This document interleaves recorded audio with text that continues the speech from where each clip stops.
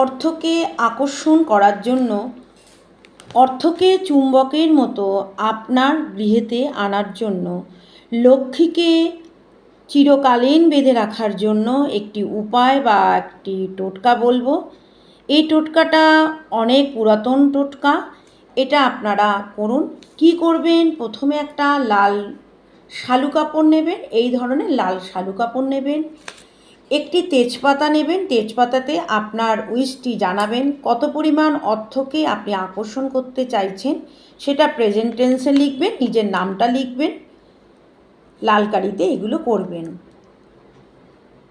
এটা হচ্ছে একটা গোমতী চক্র, ঠিক আছে? এটাকে চলতি ভাষায় নাভি শঙ্খ বলে।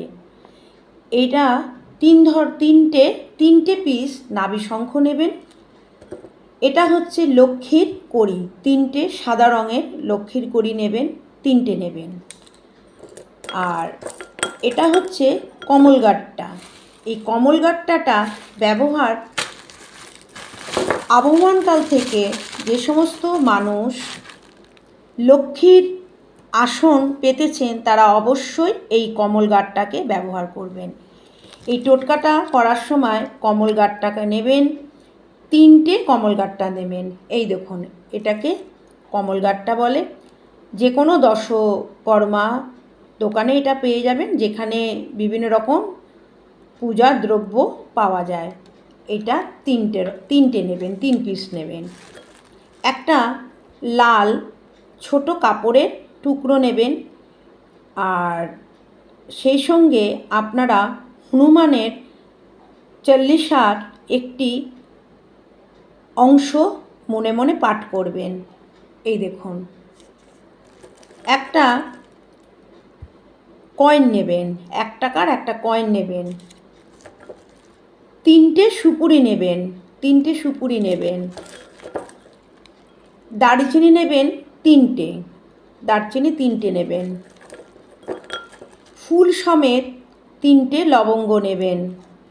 এবং মা লক্ষ্মীর অতি প্রিয় জিনিস হচ্ছে ছোট এলাচ। এগুলো যেন অক্ষত থাকে, পরিষ্কারগুলো সংগ্রহ করে নেবেন, 3টে নেবেন।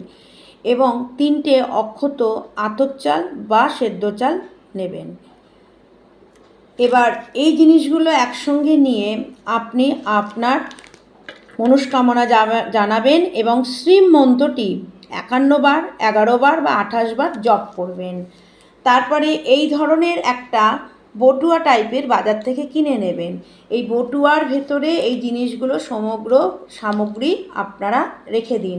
এবং রেখে দেওয়ার সময় অবশ্যই মা লক্ষ্মীর চিত্রটা কল্পনা করবেন এবং আপনি চিন্তা করবেন প্রত্যেকটা অর্থ আপনার এই পুডলিতে ঢুকে রয়েছে, অর্থাৎ আপনার বাড়িতে প্রচুর অর্থের সমাগম হয়েছে বলে আপনি আপনার বাড়ির লকারে এইভাবে রেখে দিন 3টে গিট্টু করে। এবং মনস্কামনা যখন গিট্টুগুলো করবেন মনস্কামনাগুলো জানাবেন।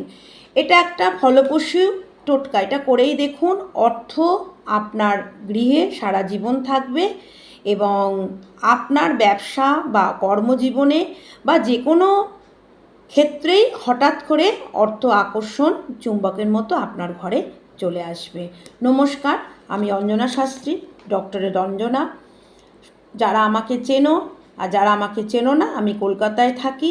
আর আমার সঙ্গে তোমরা যদি যোগাযোগ করতে চাও, আমার নাম্বার 9830244258 নাম্বারে আমাকে ফোন করে নিও। নমস্কার।